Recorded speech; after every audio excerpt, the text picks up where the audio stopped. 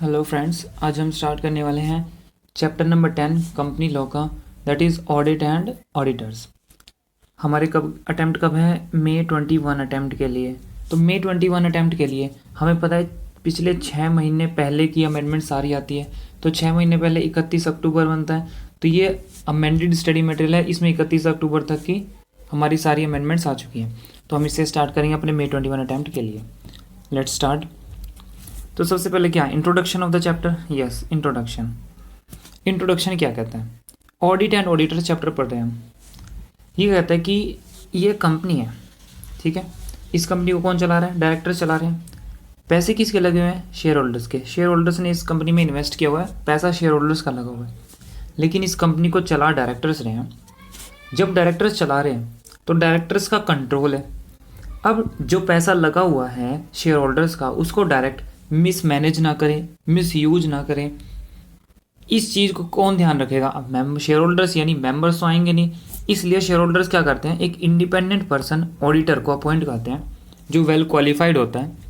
इसको अपॉइंट करते हैं कि हमारे बिहाफ पे आप चेक करो कंपनी के अफेयर्स को, कि हमें, और इनको इन्फॉर्मेशन देता है फिर शेयर होल्डर्स को अपनी ऑडिट रिपोर्ट में। ऑडिट रिपोर्ट बनाता है, ये एक इंडिपेंडेंट पर्सन है, ऑडिट रिपोर्ट बनाएगा, उसमें बताएगा कि whether the company is doing well और नॉट।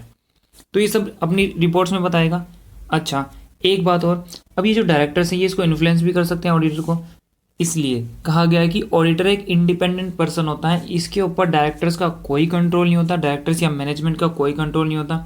क्योंकि ये डायरेक्टर्स और मैनेजमेंट क्या कह सकती हैं, मिसयूज़ करेंगी फंड का और ऑडिटर के साथ पेयर अप कर लेंगे अपना। ऑडिटर को कहेंगे कि हाँ नहीं ऑडिटर, आप हमारी ये गलती मत बताओ, हमने मिसयूज़ किया, कोई बात नहीं, ये मत दिखाओ ऐसे करके।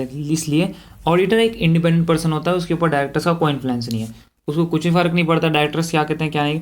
उसका क्या काम है? To look in the true and fair view of the state of affairs of the company. Company सही काम करिए तो सही बताएगा, गलत काम करिए तो गलत बताएगा। एक ट्रू एंड फेयर व्यू रखेगा अपना कंपनी के ऊपर, कंपनी की फाइनेंशियल कंडीशन क्या है उसके ऊपर अपना ट्रू एंड फेयर व्यू रखेगा। रीड कर लेते हैं। Large business corporations are manage by directors. Directors manage करते हैं, of course, who represent the members who are the real owners of the company. अच्छा, रियल ओनर्स कौन है? मेंबर्स है real owners, okay. In the absence of any check. अब real owners तो check नहीं करेंगे, तो उसकी चेक की एब्सेंस में डायरेक्टर्स में mismanage the finance of the organization. Directors क्या कर सकते हैं? मिसमैनेज कर सकते हैं फाइनेंस को। 10 मेंबर्स अपॉइंट ऑडिटर। तो कौन अपॉइंट करता है? मेंबर्स अपॉइंट करते हैं ऑडिटर को, to look into true and fair view of the financial affairs of the company. Company के जो फाइनेंशियल अफेयर्स हैं उनमें लुक इनटू, उसमें अपना ध्यान दे और ट्रू एंड फेयर व्यू रखे अपना कंपनी के बारे में। These auditors are independent from the management of the company, यानी मैनेजमेंट का कोई इन्फ्लुएंस नहीं होता इसके ऊपर। Hence they express unbiased opinion on the financial of the company.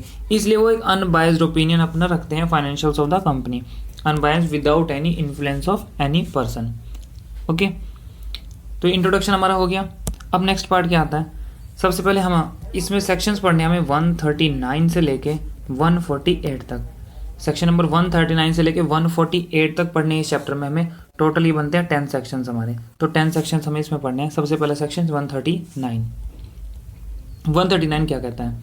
139 किस बारे? Section 139 of the Companies Act provides provision for appointment of auditor. किसके प्रोविजंस बताता है? अपॉइंटमेंट ऑफ ऑडिटर, कि ऑडिटर का अपॉइंटमेंट कैसे होगा ये प्रोविजंस बताएगा। ओके, ये प्रोविजंस बताएगा। Appointment of auditor section number 139(1). अब ये क्या कहता है? Every company shall appoint individual और firm as auditor of the company at its first AGM। Every company यानी कोई एग्जम्पशन नहीं मिली हुई, हर कंपनी को ऑडिटर अपॉइंट करना ही करना है, ठीक है।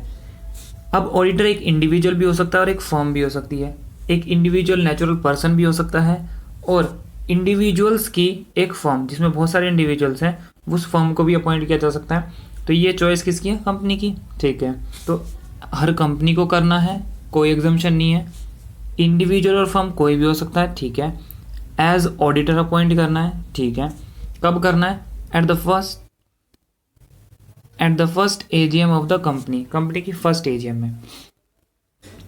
जैसे कंपनी इनकॉर्पोरेट हुई है, ठीक है, ये उसका फर्स्ट ईयर एंड हो गया, यहाँ पे कौन सा 31 मार्च 31/3 हो गया, यहाँ पे फर्स्ट ईयर एंड हो गया उसका, ठीक है। इसके बाद जो न्यूली इनकॉर्पोरेटेड कंपनी होती है उसको 9 मंथ्स मिलते हैं अपनी एजीएम करवाने के लिए। तो 9 मंथ्स के टाइम में ईयर एंड के बाद, फर्स्ट फाइनेंशियल ईयर एंड के बाद यानी 31 मार्च के बाद उसको 9 मंथ्स मिलेंगे अपनी एजीएम कराने के, यानी दिसंबर तक, यस दिसंबर तक का टाइम मिलेगा उसको अपनी एजीएम।